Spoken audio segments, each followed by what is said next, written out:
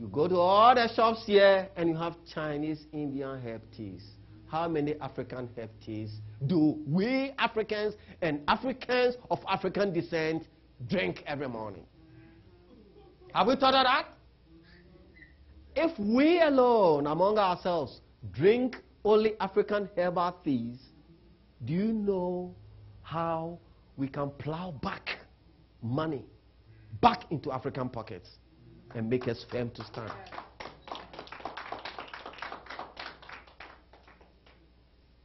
That is what we are going to talk about today.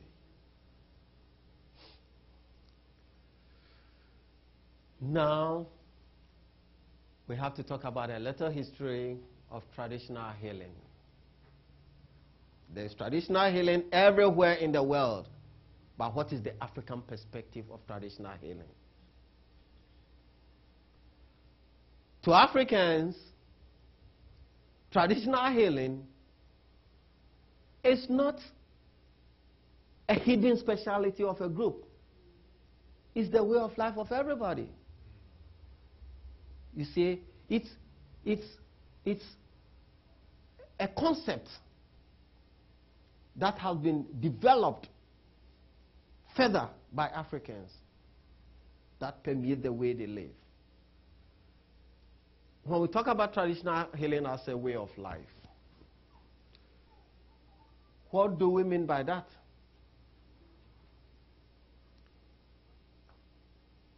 At least in Ghana, Nigeria, Liberia, Sierra Leone, and Guinea, the few countries I have made my research to, traditional healing or herbalism is something that is practiced from the day you are born until the day you die. In fact, it will be an understatement because herbalism is practiced on you as a fetus before you are even born. Because there are leaves and things that are laced into your soup as a pregnant woman to protect you. Antibiotics and things are in all this before the child is even born. So it's prepared from the womb. Okay, so it's a total way of life.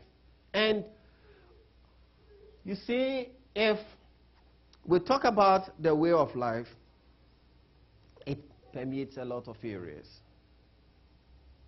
Like I've said, the food that the pregnant woman eats is given to him to prepare him.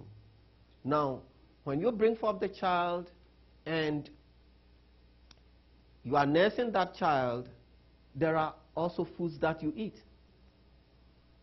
Now, even the pap, the porridge, we call it in Ghana cocoa, that is prepared for the child.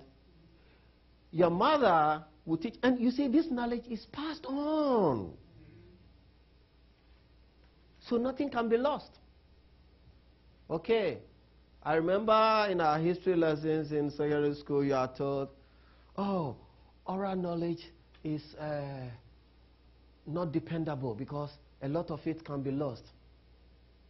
But we've forgotten about the fact that written knowledge can also be expurgated to meet the demands of certain people.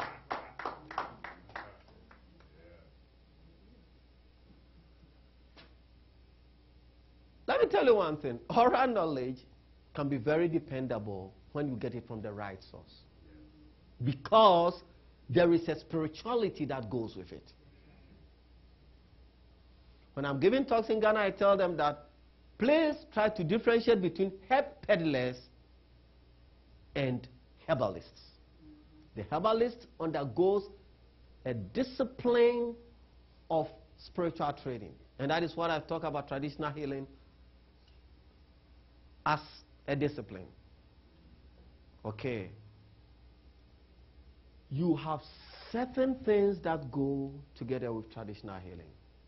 And authentic traditional healing is taught mainly at the shrines. There's a shrine in one area in Ghana, the Brangafu area in Ghana, a very feared shrine. And I went there for one of my researches. And the motto of that shrine was, when you live a good life, you will never fear to be pacifying people. So that there will be nothing like, okay, it looks like some witches are chasing me today, so let me make some 3-day fasting for the witches to go. You see, it goes with character. You build a strong spiritual character. Okay, so the aura that envelopes you yourself is sufficient to weed off all the evil. It comes naturally. Okay, so you have a total discipline that you are taught. Okay, you are taught, there are certain laws that when you are taught, you are also made to understand that you are going to swear this vow. This slave is very powerful. It can do this and that. I'm not going to use it for evil. I'm going to use it only for good. I know there's a whole lot of stories about people vanishing, people hearing things from 1,000 miles away and things, and people think it's not true. The highest science is spirituality. So once you close up your mind to possibilities and you feed on lies that tell you about impossibilities, especially about yourself and what you can do, you are doomed. You need that discipline to go ahead. And that discipline comes only with determination and fortitude. And you will be able to do it.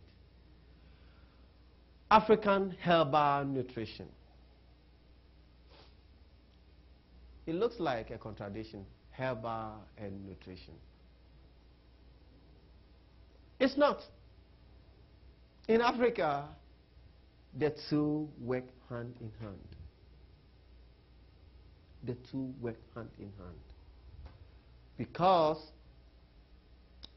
you go to most of the top herbalists, they heal you and they are able to tell you, okay, do you know you are not supposed to eat this and this and this food for this period until you get well.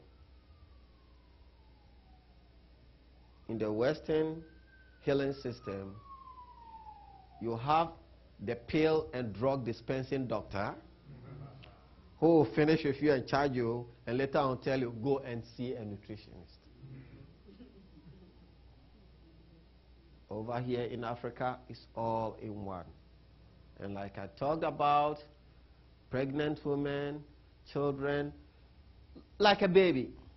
When the baby, and I go back to this cocoa concept of the porridge, the baby, when it's weaned off, gradually the breast milk, they will tell you, oh, you have to put this sort of spices in the porridge.